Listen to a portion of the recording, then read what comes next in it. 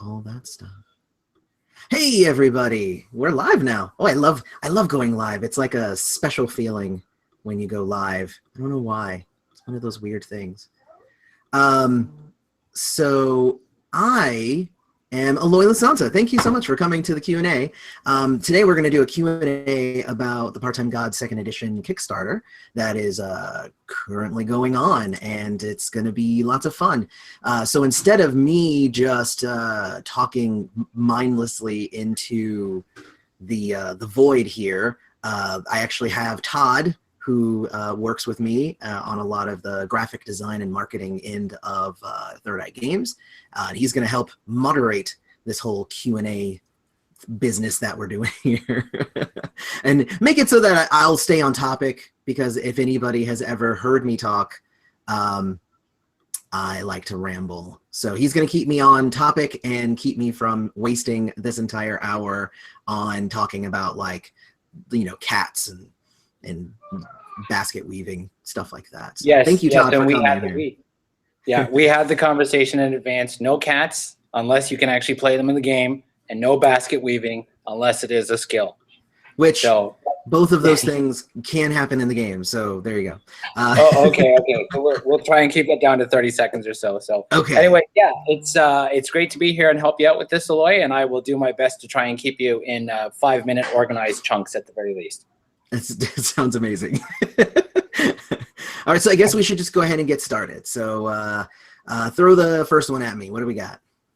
Okay, so I think let's start off. Give us an elevator pitch on what Part-Time Gods 2nd Edition is all about.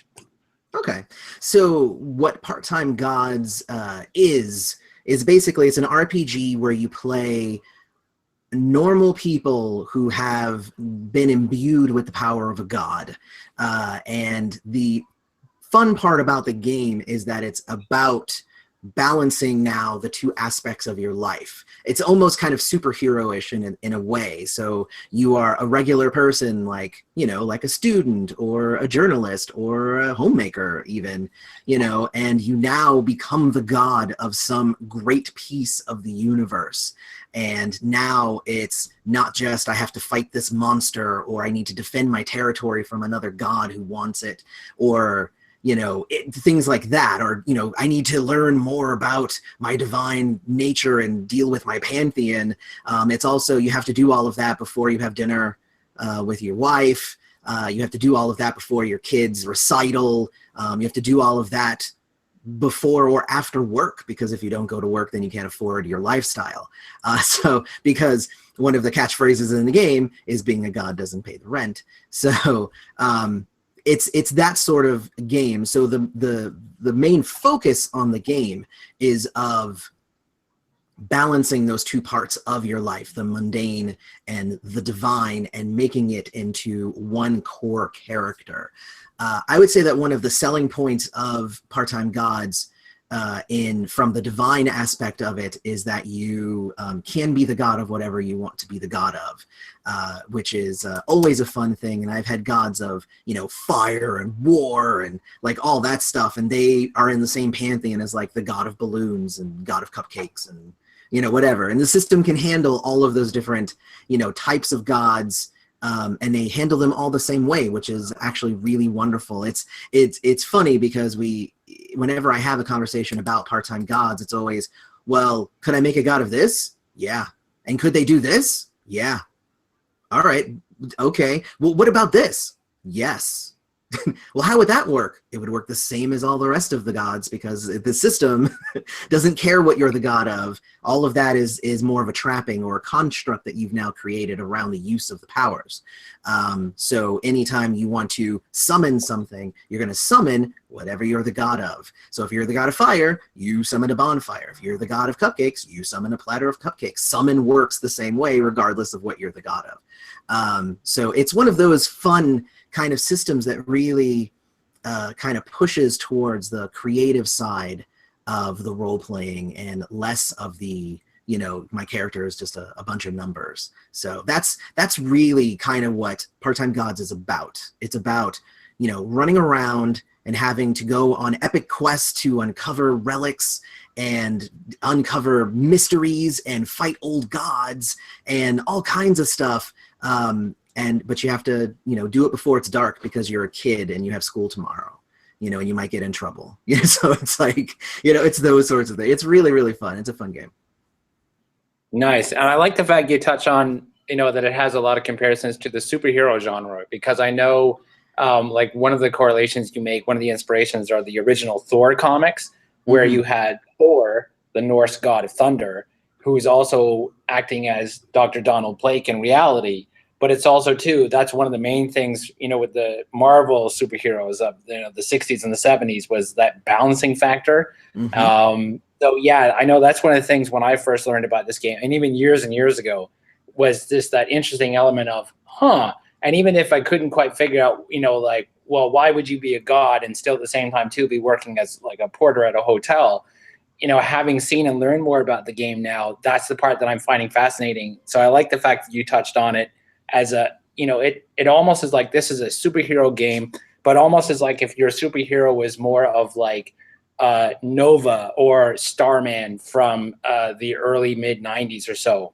Because that's the comic that comes to mind for me when I was thinking of that, because he's a character who was infused with such immense power that he actually was no longer human. But at the same time, too, he had this juggling act. He was living with his mom, kind of, getting his life together and all this other kind of stuff. So that's what I think makes it a really interesting twist. But exactly. I mean, if you were to take, like, let's take the most famous Marvel character like ever, right? And that's Spider-Man, right? So in Part-Time Gods, he'd be the god of spiders. Let's just boom. He's god of spiders. And so he would have because every character is made up of 4 different choices. I know I'm jumping ahead, but so let's just take Spider-Man for instance, though. So you would do the first thing. What's your occupation? Well, you could either pick student. If you're going if you go in like MCU, he's a student, or you can go more with the journalist if you go later after he's out of school and whatnot. So let's pick journalist. So you boom, journalist. Then you say, what type of person is he? Is he a hero? Is he a caregiver? Is he whatever? I'm going to say hero. Boom. He's a hero. Then what type of god is he? He's a bestial god because he's the god of spiders. Boom. And then, then you have your third thing, which is what's your theology? I would definitely make him a member of the Phoenix Society, because the Phoenix Society is all about people and helping people and doing stuff with people. And that's definitely Spider-Man. So like, boom, like I just made Spider-Man in Part-Time Gods, and it's really easy. So, it's one of those things. Actually, as an exercise, what I did while I was watching Jessica Jones season 2 was I actually made Jessica Jones, and I made Malcolm, and I made Hellcat, Trish, and I made Trish. And I made the 3 of them as characters just for myself. I just did it while I was watching the show. But I was like, if I was to make these characters, how would I make them and all that stuff? And it worked out like really wonderfully. I mean, it's like you can really make just about any kind of superhero character that because it hits so many of the same beats story-wise, even though Part-Time Gods is more about the divine hero-ish side of things as opposed to actual like superheroes. It's more demigodish than it is superhero, even though they're not really demigods. But I know a lot of people like to say demigod whenever they're talking about Part-Time Gods, so I go ahead and embrace it instead of fighting against it. Yeah, nice. So then how exactly do these Part-Time Gods get their power? What exactly, what is the story in the game that kind of puts them into this situation? So there's a few different ways that you can get your power in Part-Time Gods. It's the first way is another god doesn't feel like being a god anymore, or their time is up, or whatever. They've decided they want to move on, so they have decided to pass it on to you. And it could be something like, it could be something as easy as like, hey, you random person on the street, I'm gonna give you this thing. And do you accept it? And you'll be like, sure, I guess if you want, you're good. You're a god now. or it could be, or it could be something, it could be something hereditary where like your father was that thing, then their father was that thing, their father was that thing. So they're going to pass it on to you to handle. There's also one of the theologies is called the Order of Mescanet, which handles a lot of the handing down of sparks, which is the divine spark that you have. And what they do with that is they track exactly where that spark came from, which is really, I always like doing that. So if somebody's just like, well, can I make like Thor? And I'll be like, no, but you can make yourself the god of thunder and make yourself an Order of Mescanet. And then you can legitimately say that you have the spark that originally belonged to Thor. So stuff like that. So anyway, it can be handed down. That's the easiest way to do it. You can also just be amazingly good at whatever it is that you do, because there's a lot of kind of randomly created gods that are happening today in the setting, because we'll go into that in a second. But there's a bunch of randomly created gods, and they're usually hit with something because they're doing something amazingly well. So like, a world-renowned cook, or I guess I should say chef, may become, the god of cooking or the god of baking or something like that. If you're a famous race car driver, you might become the god of racing. And it doesn't always fall in precisely like that, but, you could be a plumber who is just an amazing father, so you become the god of fatherhood. So it could be anything that you are just immensely good at. It doesn't have to be an occupation thing. Again, you could be a retired, but you're really good at basket weaving. And boom, you're the god of basket weaving. See, I told you you could do that. So there's that, right? So there's all of those things that can combine to make you the god of the thing that you really want to do. A lot of the time, what I try to do is I try to steer away from that too much, just because sometimes it makes a too hyper-focused character. Because it's like you're good at racing, and then your other thing is that you're also really good at racing, and then your other thing here says you're really good at racing. So then if we're like not racing, you're not useful. But there you go. So the third way is completely randomly. You might seriously just wake up and you are just the god of something, and usually it's something that you might not like. It might not fit in with your life. These are my favorite kind of characters to play. I'm sure you can tell. But, like my favorites are like, there was the kid who's in like elementary school and he became the god of cannibals. There's like the paramedic who becomes, the god of plumbing. It's like, it doesn't fit in with my character, but it's like, yeah, but now, you're going to be drawn to all these different plumbing accidents and stuff to fix them.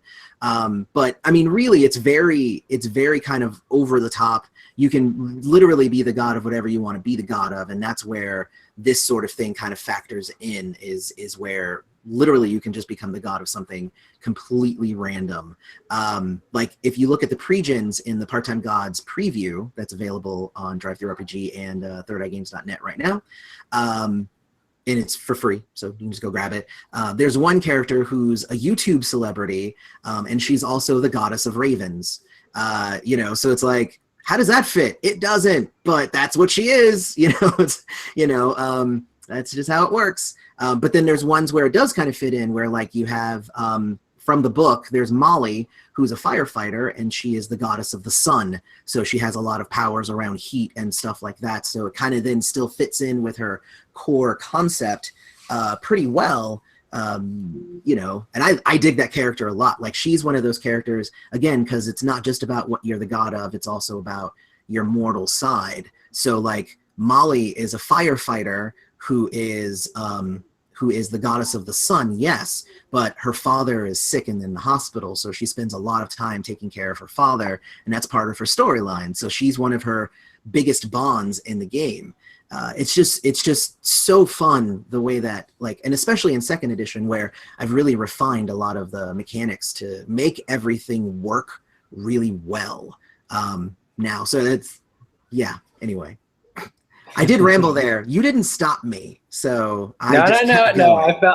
I felt a nice natural progression kind of building there. I'm gonna give you 3 XP for the basket weaving reference. That was very well done. I like that. Well, that actually does bring up the next question that I wanted to ask you. So when you're talking about Molly as the goddess of the sun, what exactly does that mean, being the goddess of the sun? Like, what kind of power are we talking about for these kind of characters? Can she just crush it on a whim? Does she draw her power from it? Or is it more of like anything she does has to somehow be connected to sunlight? How exactly does that work? So there's a couple of different types of power, and that's kind of the thing about part-time gods, is you can kind of go in a lot of different directions with the powers itself. I would say the core divine powers of what you're the god of, yes, they have to relate to what you're the god of. Kind of again, where I said, if you're using summon, it doesn't matter what you're the god of, you're summoning that thing. So in her instance, you would probably be summoning, like, you could summon like a small, like, actual sun, like, oh my gosh, if you're fighting some vampires. But like, but you could also just summon sunlight. Say it's completely dark, you can just be like, boom, everything is completely bright because I used summon and I am the goddess of the sun. What it does, the game, is it splits up your control over what you're the god of into 9 manifestations, which are skills. Basically, they're divine skills. There's regular skills, and then there are divine manifestations, and they range from anything like beckon, which you would use to summon things. There's aegis, which you would use for protection and whatnot. There's minion, which you use to like control people and things and stuff like that. There's oracle for sensing. I mean, so there's a lot of different ways that you can manipulate what you're the god of, and then it just depends on where you put those points. So not every god is set up to just do everything with whatever their dominion is, and that's actually part of the fun, right? Because I've had entire groups where they're like, hey, like, I kind of wanted to be the god of spiders, and then somebody else will say, well, I kind of wanted to be the god of spiders too, and I'll be like, yeah, you can totally do that. Like, won't it be very much the same? It'd be like, no, because you guys can just spend your points in different areas. You guys will control different aspects of what it is to be the god of spiders. On top of that, you also each will be coming from a different type of personality. You guys will both be coming from a different type of occupation. So you might be a lawyer who is a caregiver, and then now you're the god of spiders. Whereas the other guy, or might be a homemaker who is a tyrant who likes to control the house, who is also the god of spiders. And then but you guys you view your power through such a different lens, and that's what part of the game is, because it's not just about the power. It's not like other games where, like, cool, I'm playing the fighter. It's not I'm the god of fire. It's I am this guy who is the god of fire, not I'm the god of fire. And that's actually one of the biggest kind of as soon as players get that part of it, it snaps immediately. You are a person who is the god of fire, or the god of whatever you are. You aren't the god of fire. And it's a fun exercise sometimes, because you can see it when you're at the table and somebody goes, I get it. So it's fun. It's fun to be in those moments. Okay, well, let's start talking about what it's. I think we've got a good handle on what it's like to have the divine aspect of your character. So let's start getting a little bit into the mortal aspects of it, because one of the major differences between first and second edition is the work that you've really done to mechanically balance out how those two factors work for all the characters. Mm-hmm. But also at the same time, too, to allow it to, like, when I read it, I see a lot of room for players to bring in their own narrative, to bring in their own elements, where the game isn't completely forcing all of these different actions. It's giving you a lot of choices on how you want to approach the character and the personality that you've created. So why don't you explain how the mechanics of the game work, as far as, that balancing act of being this, like the goddess of the sun, but also, too, there's a fire downtown on 25th Street, and you have to go out and help put that thing out. Right. Well, I mean, and so, yeah, so let's start there. I guess not start. Let's continue there. Basically, what I've done is before in first edition, what we had was a lot of lip service paid to some of the core concepts of the game, which are very awesome, but there was nothing that made it happen. So the core of the game is you are the god now, but you still have to maintain your mortal existence. However, in the first edition, you would just make your character and then you would just run around. Like we talked about, like, hey, you might not have that much free time. You might have these kinds of responsibilities if you're this occupation and whatnot. But then there was nothing enforcing that in the game. But in second edition, I actually did quite a bit of work, like 4 months on just one part of the game, of just making sure that it got right.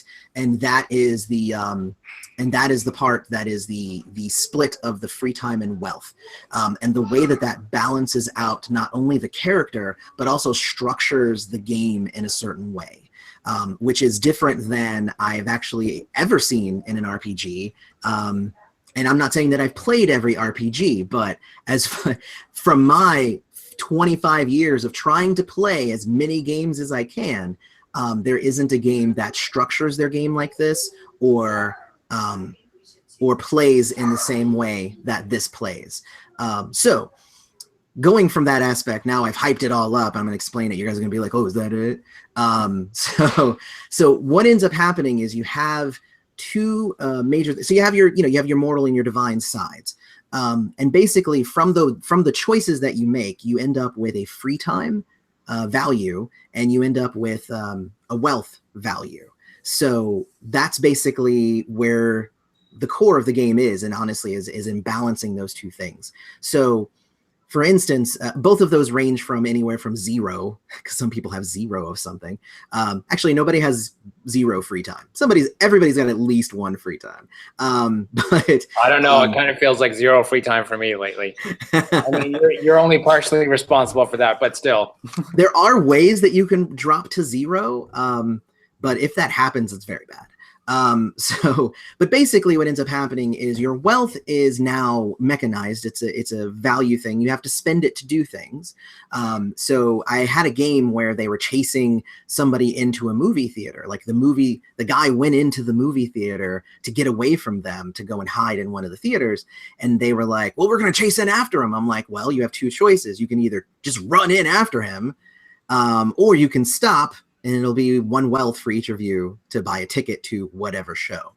And they're like, and they have different consequences. One is, hey, you got in legitimately, and nobody's going to question if you're kind of running around the whole thing. The other one is, hey, you can't do that. Hey, call security, blah, blah, blah. It's like, it becomes this whole thing. Also, like if you wanted to, pay for a taxi, or you wanted to pay for someone's dinner, or buy drinks while you're out, or, if you guys have like a really awesome, like, car in the group and it gets completely damaged, it might be that you guys need to raise the money in order to pay for that to get repaired. There's a lot of different things that, obviously, money makes the world go round. So I try to reflect that in Part-Time Gods, because again, a big part of the mundane part of the game is making it feel like you have to actually fight with the troubles and the trials of regular life, and not having enough money is one of the very biggest things that people have to deal with. So there's that, and that comes from your choice of occupation and also your choice of theology that ends up either giving you a little bit more free time or a little bit more wealth, or a little bit of both. So there's that. And at any point you can say, I'm going to work, and that's actually how you get money back. Because if you've spent all of your money, you have to go to work. And then if you go to work, you get a little bit of your wealth back. And that's always a fun part of the game, is just to see who's going to give in first. I love those. I love one shots, because people are like, no, we need to do the mission. No, we need to do the mission. No, I really do need to go to work. It's just so funny, because when they realize, they're like, oh my God, this is so, it's like, it's silly. And yet it's actually really enjoyable to be like, no, I have to go to work. And again, it's one of those things that as soon as it snaps, people are like, oh, I love this. So anyway, so there's that. So that's how kind of wealth it works. But then there's free time. And what free time works is, it's basically like a countdown clock, right? Every scene that you're going to participate in is going to cost you 1 free time. So you're going to go, oh, well, now we're going to go and check out the mansion. All right, everybody pay a free time for that. Cool. All right, now we're going to start that next scene. All right, now we're done at the mansion. The clue at the mansion says we have to go to the haunted school. All right, cool. Everybody pay a free time for that. All right, cool, everybody. All right, now we're done at the school. Now we saw that the fingerprints and all that stuff lead to this guy. Let's go to that guy's house. All right, everybody pay a free time. Oh, I don't have any more free time. Oh, you don't. Oh. And basically what that does is it starts a new thing in the game. Whereas as soon as you are out of free time, is that some sort of part of your life, something that you are responsible for, is going to come a calling. And that's actually the most fun that I get out of these games, is when these things start invading the mission. So it's like, oh, we need to go now to this guy's house. And it's just like, well, you're getting a call from your wife, and your wife is saying, hey, I need you to go pick up the prescription for our kid. And the pharmacy closes in like an hour, so you have to go do it now. Otherwise they're not going to have, the medicine for whatever. It could be a rash cream or whatever. It doesn't really matter.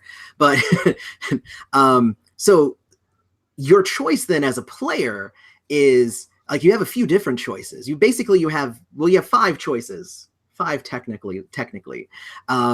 You have 5 choices. So you have one is, no problem, honey. I'm going to go pick it up right now. Thanks. Hey guys, you guys go to the house and I will meet up with you afterwards. I have to go hit the pharmacy and run it by my house, and I'll meet up with you guys later. So there's that. The second choice that you have is to try and split the scenes. So to split your attention would be like, you're going to try and go to the pharmacy, but also maybe also help with research. You're checking your phone while you're grabbing the medicine, and you have to make a couple of rolls because that might not go as well as you want it to go. So that's fun. The third option is actually kind of a 2-parter. It's basically, you can delay it. And there's 2 ways you can delay it. You can either spend some wealth to delay it, such as, hey, how about this? I'm going to pay there's a pharmacy right here. So what I'm going to do is I'm going to pay a little bit, and I'm going to go ahead and just pick it up from the local pharmacy that's near me instead of going all the way across town to that one. And then it'll just cost me a little bit extra, but I can grab a couple of the pills here until we have time to go pick it up. So you can do that. Or the other one is you can call up one of your bonds that you have. An individual bond is allowed to do favors for you. And you can say, hey, Bob, can you go by and pick up those pills for me and go and deliver them to my wife? Thanks so much. That's such an awesome thing. And basically either of those 2 things delays your responsibilities for a little bit. You get you get like 2 free time back if you do one of those things. So there's that. And then the last thing you can do is say, no, and then just don't do it. So it's like, and there's consequences and story effects to all of those things that end up occurring. One of my favorite things that I had happen, and it was my very first playtest that I did with a great group that was there and was like, hey, we're gonna really try this stuff out with you and make sure that it doesn't suck. And I'm like, thank you so much. So what I had 4 players, and the 4 players were like, cool, we've tracked down this other god, and we think it's a kid. So if we go to this foster house, this halfway house or whatever, foster home, we may be able to get information. And I was just like, cool, everybody pay in your free time. And one guy who was like, oh, I don't have any free time for that, so what do I do? I was just like, well, you can go anyway and you'll piss off your family. He was from a privileged background. So I said, hey, like, your family says you have to now come because you have to go to a charity function. You have to go represent your family. So he could have just said no, but he's like, no, you know what? I'm going to go do that. I'm going to go represent the family. It's all good. And then one of the other goddesses, the goddess of what was she the goddess of? Secrets, I think it was. I was just like, well, do you have any free time? She's like, no. And I was just like, well, one of your worshipers is asking for your help and has a prayer that they want you to fulfill for them. And she's like, well, I guess I'll do that because at least the other two people will be able to go handle the foster care thing. So I'm going to go to this. And then I went to the other guy. I was just like, what are you going to do? And he was just like, oh, I actually didn't have any free time left. I need to go to work. So I was like, okay, so everybody's going to work. And basically it left the fourth character, who was essentially the worst character, to go there and try to talk somebody into giving up information. They were terrible at this thing. And then it was a train wreck the whole time. It was amazing. And honestly, it's fun because when you're doing the separate scenes, it's not about removing you from the scene or making you have to miss out on the fun. The game does kind of lend to splitting the party, but at the same time, it's splitting the party for reasons that you guys have constructed. Like you made yourself the privileged character who is from money, who sometimes has to go and represent your family. Like the player made that up. I didn't make that up. So I'm saying, well, now you have to go do that thing. Oh crap. Well, this is an inopportune time for that. Yes, I know. That's part-time gods for you. But basically, what ended up happening was I was like, hey, you went to the charity function. It went really well. Cool. Make a roll just to see how well it went. Good. It went well. Hey, you went to work. Awesome. Replenish your wealth. And then you had to deal with your followers. They want you to do this, and this. And I had like maybe a 5-minute scene with the worshipers. And then I was like, cool. So we're done with that. And then the rest of us, we all just kind of sat there and I was like, okay, cool. You go to the foster house. And it was so funny because all the other players were just like, oh man, this is going to be so funny because he is the worst guy to do this. And it was like, we all just enjoyed watching the train wreck. It takes a particular kind of group. If you're the kind of group who's like, if I'm not actively doing something every minute of the game, then I'm bored and I'm going to walk away or I'm going to be mad about it, then, Part-Time Gods might not be the game for you. It is very much about being able to try and tell as many individual stories within the whole of the story as well for everybody, because it's about everybody, but also it's about the individual. So anyway, it is one of those amazing games. And that's the thing, right? But if you are one of those players who really doesn't want to be away from the action while it's happening, any of those people could have easily said, no, I'm not going to go to the charity function. No, I'm not going to come and answer my worshipers. No, I'm not going to go to work. They could have done those things and been part of the next scene. But then what they would be doing is either straining those relationships or continuing to be without money. So you can continue to be poor, or you can strain some relationships, or you can go deal with those things and trust that your pantheon will be able to handle something while you're gone. And that's that's part of Part-Time Gods as well. A lot of the time I've had it where they literally will do like, hey, I have to go handle this other thing. Can you handle that? And it becomes like a fun kind of delegation of like responsibilities of the thing. It's just like, hey, I sense that some monster might have broken through our perimeter of our territory, but I have to go to work. That's the easiest example. I mean, that's kind of the thing about the game is like, it is very, very specific to the character, what you would do instead of doing the thing. Actually, the actual play that I posted the character creation for this week, and I'm going to be posting session 2 next week. But it's the god of thieves, and it's the goddess of wisdom, and then it's the goddess of romance. And there's like the goddess of romance uncovers a murder plot, and the goddess of wisdom is approached by another god and to make weird alliances against an unknown enemy. And like the god of thieves gets a call from his brother in jail and says, hey, I got busted. I need you to get up some rent money or some bail money. It's just like, it's like, and each of those is equally important to those characters. His brother is super important to him. So then it becomes, do I want to help them track down this murderer? Or do I want to go and find some money right now? And these are the kind of choices that the game kind of faces you with, because the game is all about those hard choices, because that's the fun of the game. So Yeah, anyway, yeah. Well, and those are the choices too that the characters place on themselves, because those are the kind of choices that you create a character creation. But they're also too the kind of things that, when you look at any kind of ensemble show, there are some episodes that focus on an individual character. There are certain scenes that focus on an individual character and how they balance out their real life. I mean, even Law and Order did a little bit of that, mm, where one of them would just happen to mention some kind of issue that's going on with, like their kid at home, or they're going through a divorce and all this other kind of stuff. So it's one of those things that I find you see a lot in a lot of the more storytelling kind of games that are out there, where you're drawing on those kind of more personal aspects.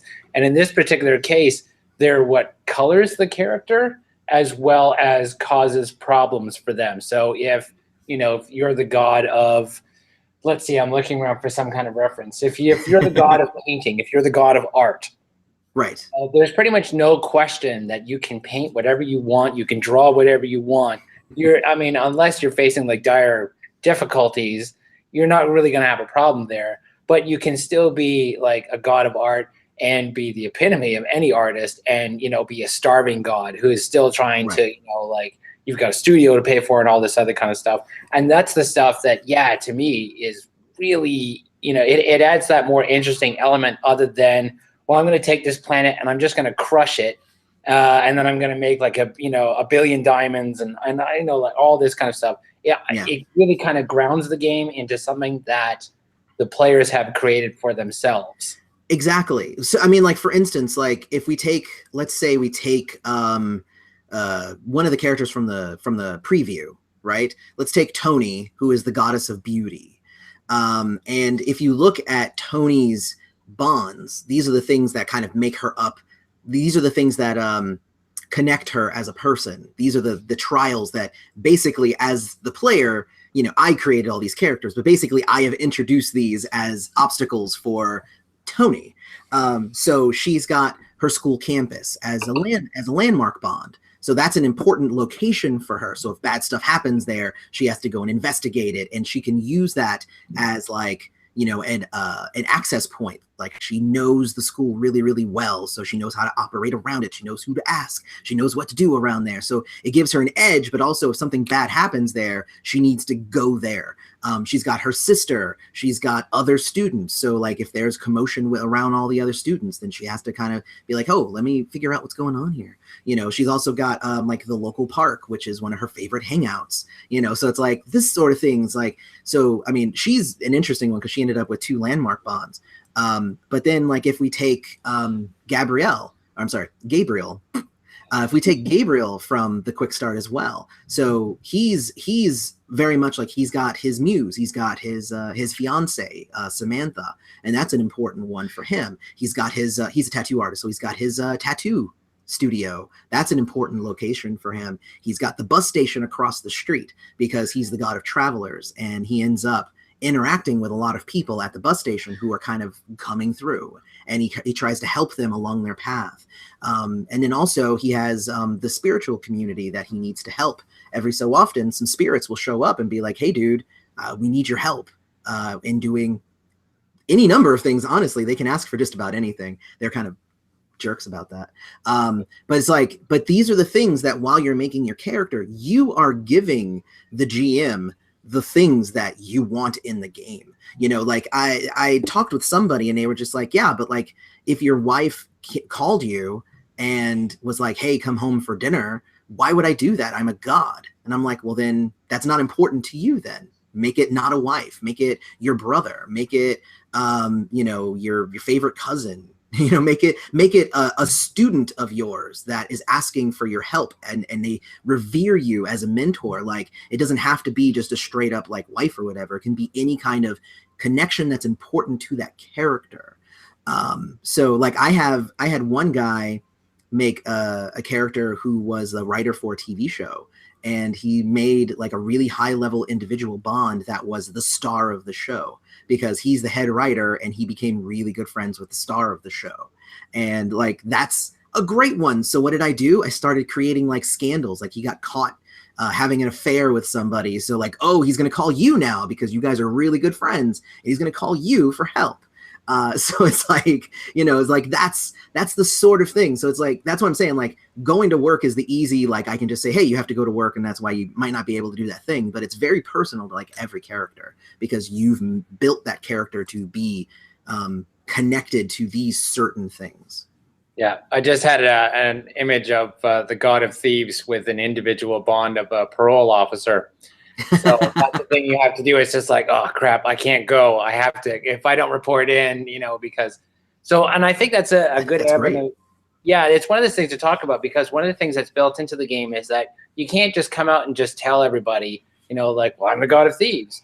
There's limitations to that. So why don't you explain to that? Because I think that that's really key to understanding why these characters have to follow these constrictions. Oh yeah, totally. I get that question a lot. Like, why isn't everybody just a god and just running around and just doing everything in the street? Like, what stops them from doing that? It's usually like the second question I get. The first one I get is, can I be the god of cheese?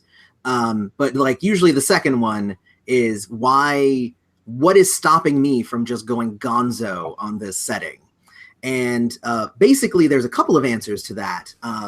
The first one is that there's an entire group of gods called the Masks of Jana, who are entirely about keeping humanity in the dark about gods. So if you do something that is a gross display of power, they will jump down your throat. And they have been known to assassinate problematic gods. So there's that. And you can be a Mask of Jana. So yeah. They're also the ones where, if like, I got that question too. What stops a dragon from just running down the street? Well, what stops a dragon from running down the street? Well, actually, nothing stops it from running down the street. But if Masks of Jana are around, the mortals will only see the destruction that the dragon is causing, not the dragon. They can hide the divine works and stuff like that. So that's always really fun. And that's actually how you can have like a fight in the middle of the street and nobody even know that you're there or having a fight. So there's that. So that's the first reason, is because there is a group of other gods that will smite you for doing so. But the other thing is, honestly, it goes back to what I was just talking about with the bonds. Like, these bonds are the things that keep you human, right? So if you have like your mom as a bond and you go, hey mom, I'm a god. Like, the best scenario is that she calls you and she gets you therapy and says, it's okay, honey, we'll get you some help. So it's like, that's the best scenario, is that she just completely just doesn't believe you and it's whatever. Because the opposite of that is, she now worships you as a god. And that changes the entire dynamic of your relationship. No longer does she love you as her son. It's not a call of like, hey, did you eat well today and all that stuff. It's a call that says, hello, my lord, what can I do to serve you today? And it's not, is that really the relationship you want with your mom? It's like, no, you don't want to alter your entire relationship in that way. The problem is that the universe doesn't like fence sitters. So if she believes you and says, oh, wow, you are a god, well, it makes sense to me, but doesn't become part of your world, she doesn't become a worshiper, then the universe doesn't like fence sitters, and usually something very bad will happen to that person. So that's the thing of like, telling your wife or telling your mom, why can't I just tell my wife? Well, because it's very bad. It's very, very bad things happen. And there's even a section in the book that says bad things happen when mortals find out you're a god. There's a whole bunch of other reasons, like we talked about the outsiders, the monsters and stuff, using, again, big displays of power, basically act as a homing beacon to you. So that can actually bring outsiders and monsters straight to you. And all that does is put you and the things that you love in danger. And like, my very favorite scene that I had was somebody like did some big ritual, one scene, and I was like, you can totally do that ritual. And they were like, cool, I'm going to do it. And they did this big ritual and they had tons of successes. It became this big thing. And they did a whole bunch of like oracle stuff and they like sensed the future. And I was like, dude, you you have it, you did it, you got everything you wanted. And then they were like, cool, well, I'm going to go to work the next scene because I'm out of money. And I said, oh, well, while you're at work, there's, I was like, there's a giant like shadow monster that's, pushes down the door and comes and starts attacking you in the middle of your workplace. What do you do? And it's just like, it's like, it's just like, it becomes that thing is like, yeah, you did something and people noticed that you did it. And there you go. So, I mean, there's so many reasons like in the setting as to why you wouldn't want to just run around, just throwing miracles around all day, every day. But, sometimes you have to, and sometimes you have to risk that stuff. And that's again, hard choices in the game. Like, do you want to do this huge ritual that's going to unlock a lot of secrets that you need in order to proceed with the main storyline? Or are you worried that by doing it, you're going to put your workplace in jeopardy? And I've done that before too, where like after he did that, he was like, well, I'm going to go to work. Like the next session, he's like, I'm going to go to work. I'm like, they're still under repair. You can't go to work. So sorry, no more money for you, because no more money right now, at least. It's going to take at least another session before you're able to go back to work, just because they have to repair the office, So it's like, so stuff like that, Yeah, it's when I think about things like that, I think about the line from Aladdin with Robin Williams when he says like enormous cosmic powers, itty bitty living space. It's almost like that. It's like, yeah, theoretically, but you're still confined, to this. But yeah, cool. All right, so we've got about 14 minutes or so left. We do have a couple of questions actually that came in from Leonard Gould. So let's start with the first one here. Sure. Hi, Eloy. I have a question for the Q&A. Hoping to put it here was the right thing. I like to know how seasonal gods work in Part-Time God 2nd Edition.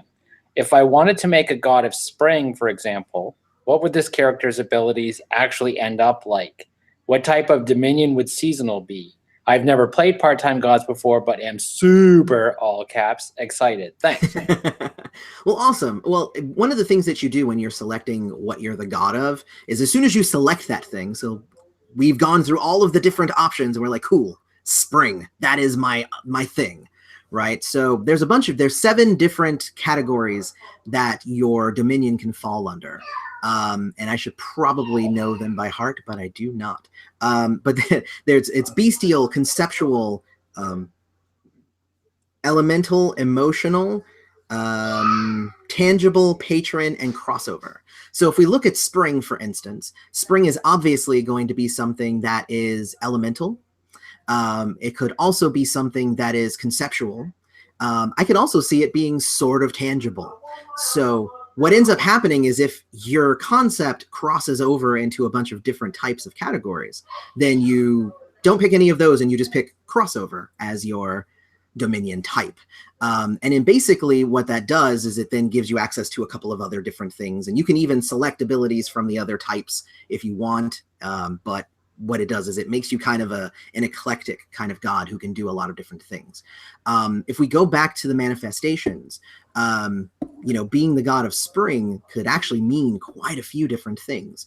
If you're because what that does is it kind of gives you control over the concept of growth and blooming and being fertile and stuff. It also kind of gives you the elemental control over like the woods and flowers and stuff, and maybe even insects. So it's a little bit of bestial too. I didn't even realize that, because spring is all kind of about, that might give you some sort of ability over sex, because it's all about like, attraction and spring is all about, going forth and multiplying and whatnot. It could also be about, the concept of dawn, because a lot of the, if you go through the 4 seasons, spring is basically the dawn. The sun is coming back up from where it's been down. So, I mean, there's a lot of different things that can go along with spring. And then basically, my first question that I always have whenever I'm making characters or whatever is I say, cool, you want to be the god of spring. What do you want to be able to do with that? And then what I do is I help you and I guide you through those choices as the GM to make it so that you select the things that will allow you to do the things that you want to be able to do. So there's that. And that's just with the manifestations and just manipulating those sorts of things.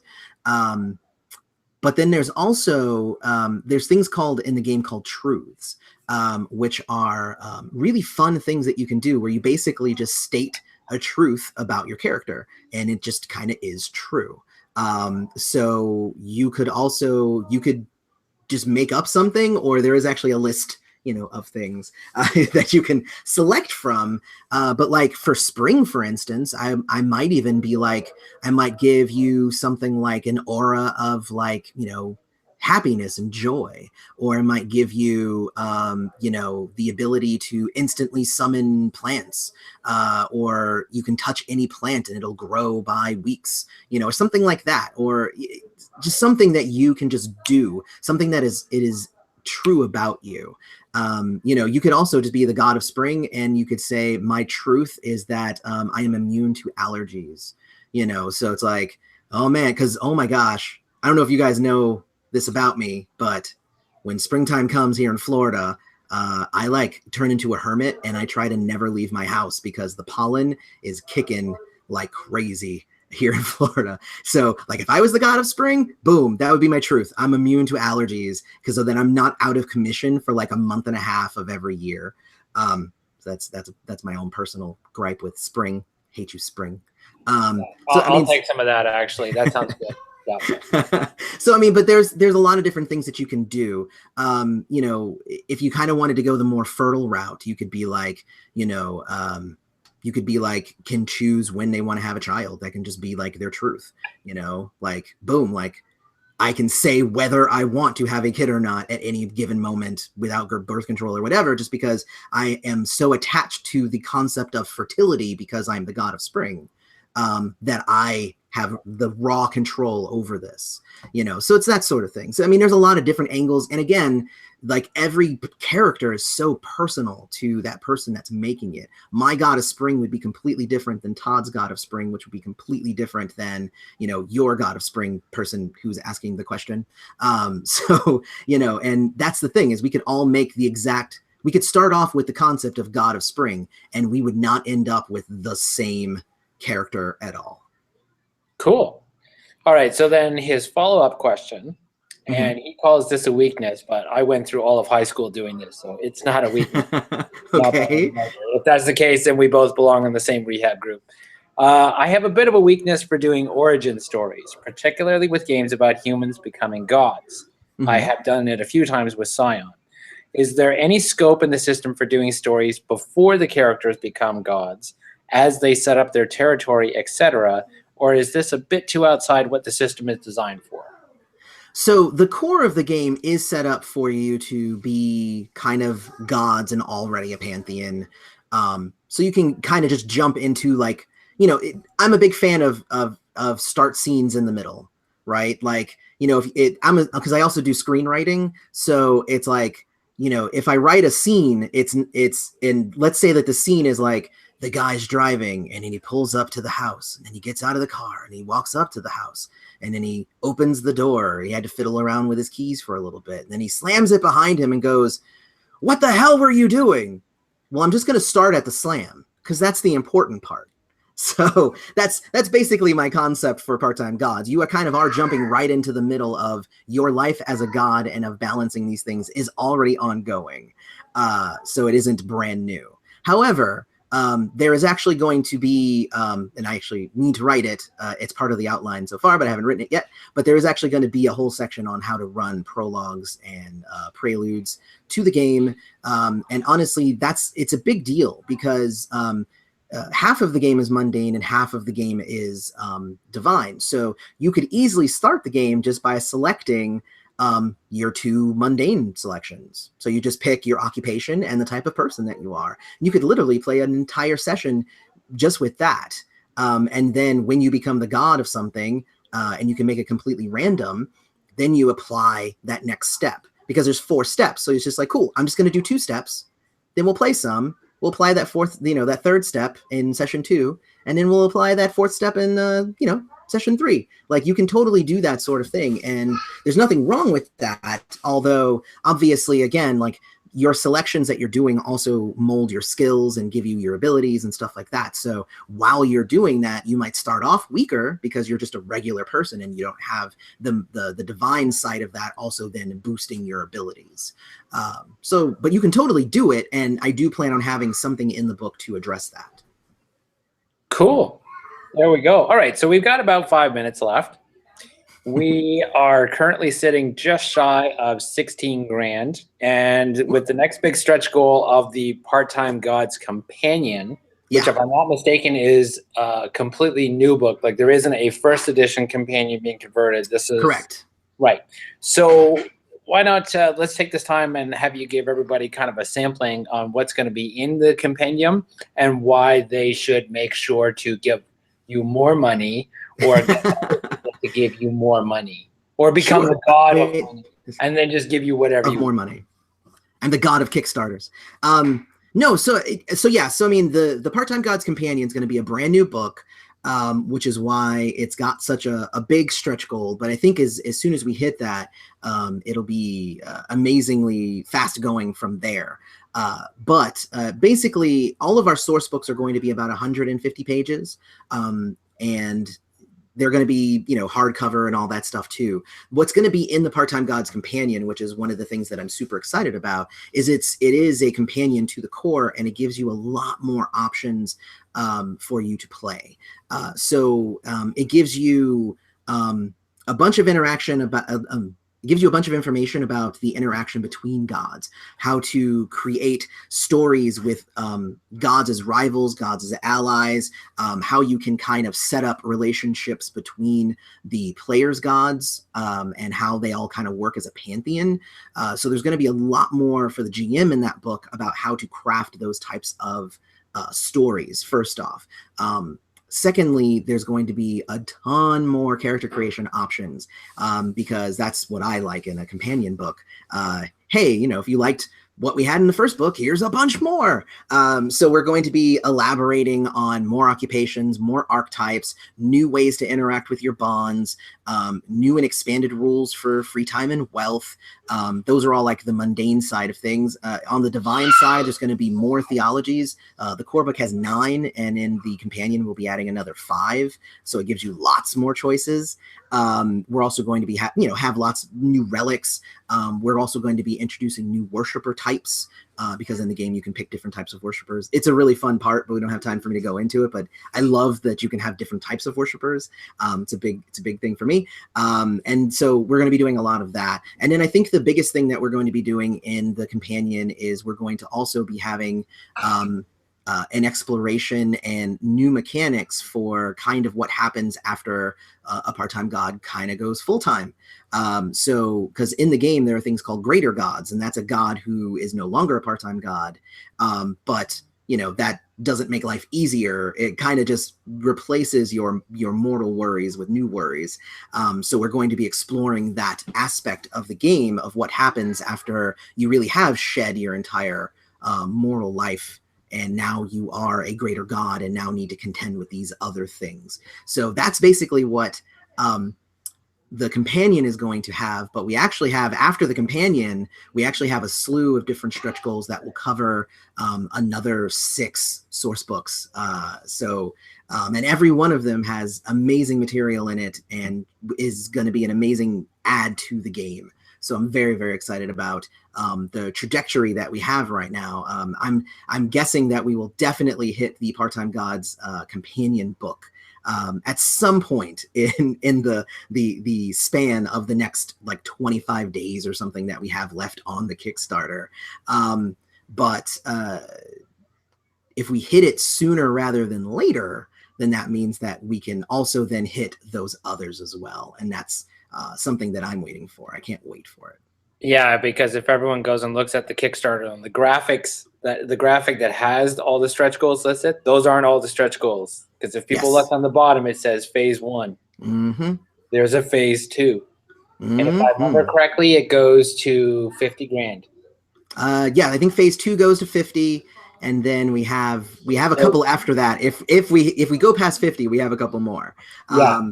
but we have them all planned out past 50,000. So if we are able to get it out there and, we get your guys' help in spreading the word and just making this a thing that funds just super, super fast, the fastest way to do that would be to hit the higher tiered goals. So there's ones where you can fly me out and I'll come run a game for you and your group, which sounds fun. I wonder if anybody's going to actually take it. I've seen other Kickstarters do it, but we'll see.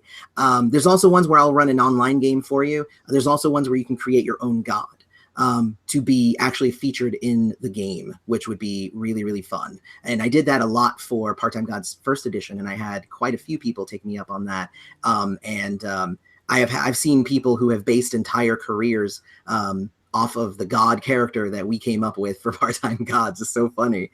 So anyway, so there's that. So, and obviously with that, you would get to make up your own character, and you would also get a copy of the high-res art that would be for your character, and you would be able to take that and do. And obviously the fun part about making your own character would be that we would make you.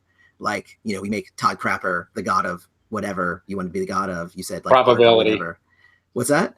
The god of probability. The god of probabilities. Oh gosh. Oh yeah. I thought about it. I've thought about it already. So the god of probabilities, I think, is an amazing concept. And again, if we take you through all the different abilities that you would have with that, you can use Oracle to be able to immediately understand the probabilities of, what you can do. Like how probable is it that we're going to succeed at this thing? You could, manipulate people. You could put ideas in people's heads about what probabilities are. You could give people bonuses and penalties basically by altering the probabilities of things going on around you. There's so many things you can do with that. That's a fun one. I like that. But what we would do is like you would give me a picture and then we would have our illustrator illustrate you as the god of probability. Which is one of those things that I really enjoyed doing in first edition. So I hope that it carries over into second edition. We get a lot of people who are interested in taking that part of it and doing that part. Right now, I think we have like a handful. I think we have like 4 people who are doing it, and I gave it up to 15. So we can have 11 more people. If you really wanted to jump on that, you could. It looks like we actually had one more question just popped in, so I'm going to hit that one real quick. But it says, it's from Jacob Wood. Hey, Jacob. Hey, Jacob. I missed the first half, and you may have answered this, but do you still have primary, secondary, and tertiary powers? Is fertility secondary to the god of spring because it's only somewhat related? Oh, okay. So I understand what he's asking. So basically what we have in Part-Time Gods as a way to make it so that people, basically there's levels of power based on how specific you are at what you are trying to be the god of. And if you have a broader dominion, then it's harder for you to get specific, basically. And you take a penalty to your rolls whenever you want to be specific. The best example that I usually give is if you are the god of animals and I am the god of dogs, and I say, I'm going to summon dogs, then I can just do that. If you use summon, you're going to summon animals. Any animal that's in the area, you're going to summon animals. If you wanted to make it dogs specifically, you take a penalty. So that's basically where we kind of run into what we call it is called it's a tangential penalty. So it's based on how tangential this thing is to your concept. And so that actually would apply to like the god of spring. The god of spring is literally the god of spring, the season. But there's a bunch of stuff that's connected to that you could also manipulate, but to a lesser degree than, again, if somebody was the god of fertility and you're the god of spring, you could still technically manipulate fertility, but you wouldn't be able to do it as good as the god of fertility. So, and that's kind of how we gauge that too, because then you end up with a bunch of people who just want to take super broad, dominions instead of figuring out exactly what it is that they want to be. They just want to take the big thing and say, I'll handle that when we get to it. It's like, but no, like you are served more by a specific dominion. So there you go. And I guess that's it. I mean, it's funny too, because like in the last 5 minutes, we're up to like 7 people watching. I think everybody caught it late.